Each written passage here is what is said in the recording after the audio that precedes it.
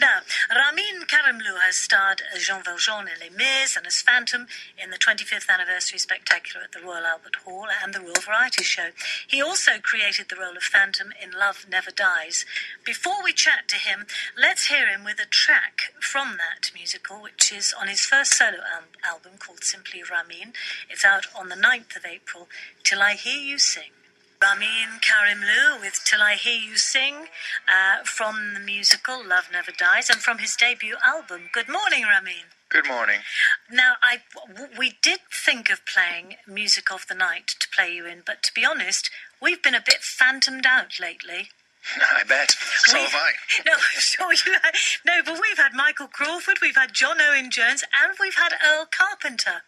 Oh, well, there's a whole load of phantoms to choose from there. Yeah, absolutely. So we thought we'd play you with something different. How are you? I'm fine, thank you. Good. I'd like to know a little bit more about your fascinating background. Okay. Go on. Ask away. Well, parents, I believe, originally came from Iran. Yes, ma'am. Yeah, I was born there as well. I was born in 78, and obviously when the revolution happened, like many Persians, Iranians, we had to leave, and we went to Italy for a few years, lived outside of Rome in Ostia, and then made home in a small town in Peterborough, Ontario, of all places. Ah, right. So I understand the part of the Phantom is one that you said, just for a bet, that you'd play when you were very young. Yeah, I wanted to be I started really getting into music, rock bands, and wanted to be an actor, and then I saw Phantom, and I was really moved by the character, and I remember at 12 already having ideas of how I'd like to play it or whatnot, and I remember by 16 we had to do a project in school based on a vocation. And, a lot of people were job shadowing their doctors or dentists or whatever they felt their vocation was, and I thought, I want to be an actor. Phantom would be a cool role. And so I got to job shadow the Phantom, and I said to my friend, I'm going to be the Phantom. We're like, yeah, right. And I said, I bet you I will. And I remember saying, I'll be a young Phantom as well. Gosh. 11 years later. Yeah, absolutely. So where did you learn your craft then? That's been, I don't recommend it, but learning on the job, Mm-hmm. When I started working on cruise ships, I remember using a lot of time on deck, sun tanning, but I would read anything from, I remember the first book was Actor Prepares, Stanislavski, and then to Inside the Actor Studio with Lee Strasberg, I would just learn, and, I'd look at the actors that I wanted to hopefully be like and have their integrity. Daniel Day-Lewis is, to me, the ultimate actor. De Niro, Pacino, Jamie Dean, Brando, and good names. So I'd try and read what they read, or go to the sort of down the avenues they would, knowing that I didn't have the money or resources to do that at that point. And then when I got the job, I'd sort of just try and listen. I'd never let ego kind of get in the way of learning. So if those were your influence acting-wise, what about singers?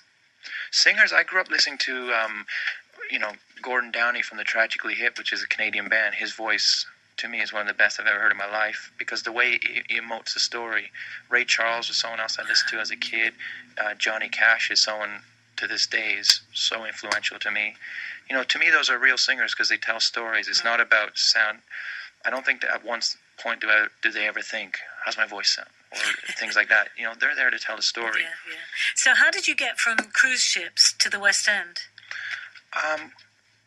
I made an English friend who lived in Oxford, and I just thought I'll give a shot to come to England, because there seemed to be so much more opportunity here, because there was a lot more theater, a lot more shows.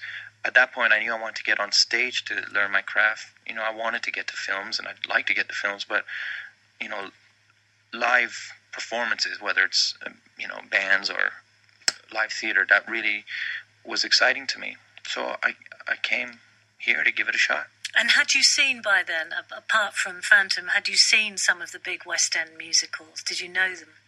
No, I was in a show before I ever saw a West End show. Really? Yeah, I remember when I got here, for me, I needed to make money just to survive, to eat. So I didn't have time. And then I got a part in Regent's Park Open Air with the new Shakespeare Company in Pirates of Penzance. So that's my first sort of foray into the West End. So did you do a lot of... Because, I mean, that's a pretty big role to go into, Phantom. Did you do a lot of chorus roles before somebody said, hey, look at this kid in the chorus, get him up? Yeah, no. I did a couple roles before Phantom. I did about maybe, I think, 2 chorus roles, and then I got Raoul in Phantom, and then I went into as Enjolras, and then Chris in Miss Saigon, and then Phantom. So it was still very quick to get to finish my bed off. Yeah, you must have been very disappointed that Love Never Dies didn't last very long. Yeah, there was a lot of heart in that show. My time was up anyways, because I always feel like you can only learn so much in one place. I was surprised I stayed in Phantom for 2 years. I wouldn't want to stay longer than that. So it was sad because, there's a lot of people who still talk about that, who come when they see me when I finished, even during my run as Jean Valjean, they would come and speak to me about Love Never Dies. I truly believe that show's going to be back. Well, they say it is after rework. They're working on it an awful lot, and they say it's coming back, don't they? I think they should stop working on it. That's the problem. You can only keep changing things, I think. And the thing with specifically the Phantom, if you're going to do a sequel, there's a ton of ways you could tell that story. Each one is just as valid, so you just got to pick one. Because the audience, I think, that could have been a bit of a problem. Is if you keep changing it, those who saw it, it's like, well, what did we spend our money on? Yeah, sure.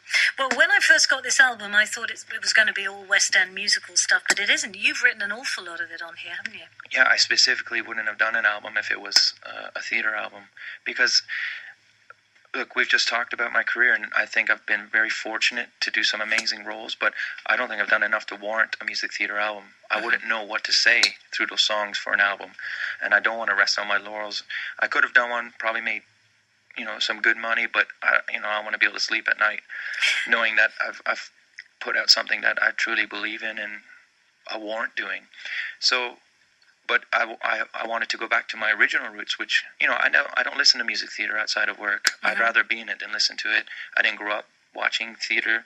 I grew up listening to those artists that I said before, and I think I can only give an album that tells a story and my experiences, and that's something I could, sleep well at nights knowing that I tried to do that. Well, you've chosen some great songs on here, written by people like Matthew Bellamy from Muse, who, by the way, comes from this part of the world.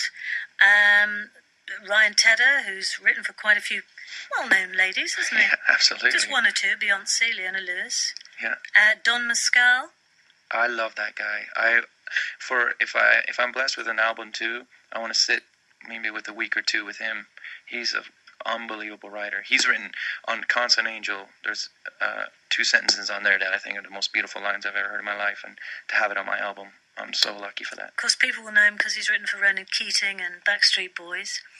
And which is right up my alley. Yeah. And Bryan Adams, Everything I Do, which spent about 7 years at number 1, I think, one summer. It's the longest summer I ever remember. Yeah, so there's a bit of pressure on that one. Yeah, absolutely. You've already done work outside, as you said, outside of musicals. You worked on the Warwick Davis Life's Too Short, didn't you? That was a lot of fun. I'm a big fan of Warwick, and obviously a big fan of Ricky Gervais and Stephen Merchant. So that was a lot of fun. I swear to you, I can hear Ricky laughing on the actual take that the audience get to see. Yeah. It was just nonstop laughter. There's such positive atmosphere. They were so encouraging. All the nerves were gone within minutes. It was such a great... And Warwick's a good friend and a phenomenal actor. Very funny. Now, you've already filmed the DVD of Phantom, haven't you? And have you got a film to shoot this year as well?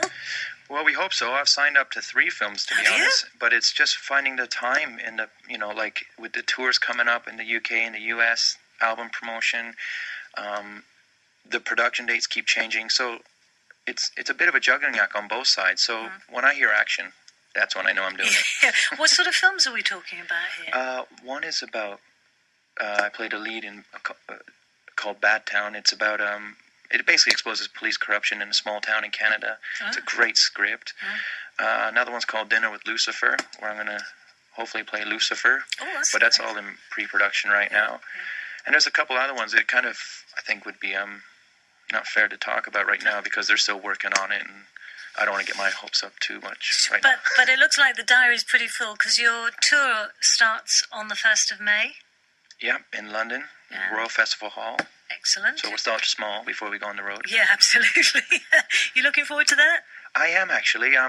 It took me a while because I'm really nervous and I was really scared of the idea because there's no character here. It's me. And that's why I'm now subtitling this tour The Road to Find Out, which is a great song by Cat Stevens as well, which I'm hopefully going to use. But this whole tour is a road to find out. And I've finally come up with a set list that kind of has an emotional journey through it as well. So now it doesn't feel like I'm just putting in songs to fill time. There are reasons behind this song being at this point in the evening, and it's going to be a lot of fun. And I'm trying to orchestrate the whole show so it doesn't sound like, well, here's a musical song, and here's an album song, here's a folk song. Yeah. We're even doing a hymn. So I'm trying to make it's all going to flow. And I want it to feel free. Like one night we might not do a certain song, we'll do another one instead. Because I want the musicians and myself to feel, we're all up for this song. Because I want the audience at that point in time to get 100% of whatever we're doing. Excellent. Well, we'd love to play you out with another track. I guess it's going to be Constant Angel, is it? What would you like to play? If you want Constant Angel, it's a beautiful song. If you want something up-tempo, Broken Home's another great one. What would you say? Come on, favourite. Favorite? That's not fair. Tell you what, let's go with Broken Home. Let's do one I've written. Broken Homes, written by you. That's track number 4, Danny, off Ramin's debut album. Lovely to speak to you. Thank you for joining us and good luck with your tour. Thanks for having me on. Thank you. Bye-bye.